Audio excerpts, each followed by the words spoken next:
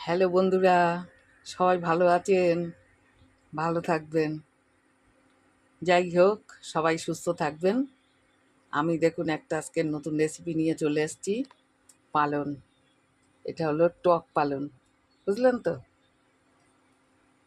এই যে টক পালন কেটে ধুয়ে পরিষ্কার করে নিয়েছি। হ্যাঁ, আজকে এই রেসিপিটা করব, দেখবেন আপনারা, ভালো লাগবে। টক পালন খেতে খুব ভালো লাগে, জানেন তো? তাহলে শুরু করি। দেখুন কড়াইটা বসিয়ে লঙ্কা দিয়ে দিয়েছি, এবার আমি তেল দিলাম। আমি পাঁচফোড়ন আর কালো জিরে একসাথে ফোড়ন দেবো। হ্যাঁ, এটা একটু হয়ে যা। দেখুন এবার আমি ফোড়নটা দিয়ে দিলাম। এবার দেখুন পালং শাকটা দিয়ে দিলাম। দেখুন আমি এবার সামান্য লবণ দিয়ে দিলাম। দেখেছেন কেমন হয়েছে? এবার একটু নাড়াচাড়া দিই, একদম মিশে যাবে। আমি এবার গ্যাসের জোরটা কমিয়ে একটু ঢেকে দেবো।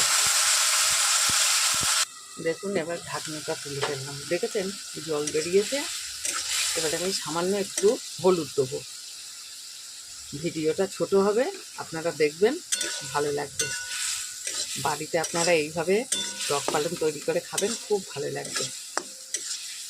এবার আমি একটু মিষ্টি দেবো। মিষ্টি না দিলে ভালো লাগবে না, ঝাল ঝাল টক টক, বিশেষ করে মাছের ঝালের পাতে হলে ভীষণ ভালো লাগবে। এবার আমি একটু মিষ্টি দিয়ে নিই। এবার দেখুন আমি সামান্য একটু মিষ্টি দিলাম, খুব বেশি দেবো না। হ্যাঁ, তাহলে এবার বেশি মিষ্টি হয়ে গেলে ভালো লাগবে না। এটা লাগবে টক টক ঝাল ঝাল, খুব সুন্দর লাগবে। আমি আরেকটু নাড়াচাড়া করে নিই। দেখুন এবার আমার হয়ে এসছে পালং শাকটা। দেখুন সম্পূর্ণ ডাঁট ফাটগুলো সব গলে গেছে, খুব সুন্দর, জানেন তো? এ খেতে খুব ভালো লাগে।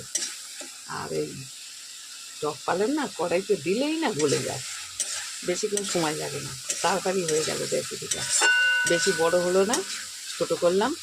আমি এবার এটাকে গ্যাসটা নিভিয়ে একটু ঠান্ডা করে নামিয়ে নেব।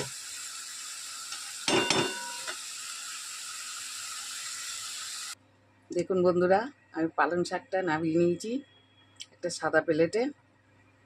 ভালোই লাগছে, আমি একটু টেস্ট করে দেখেছি, হেভি সুন্দর হয়েছে, বুঝলাম তো, দারুণ হয়েছে খেতে।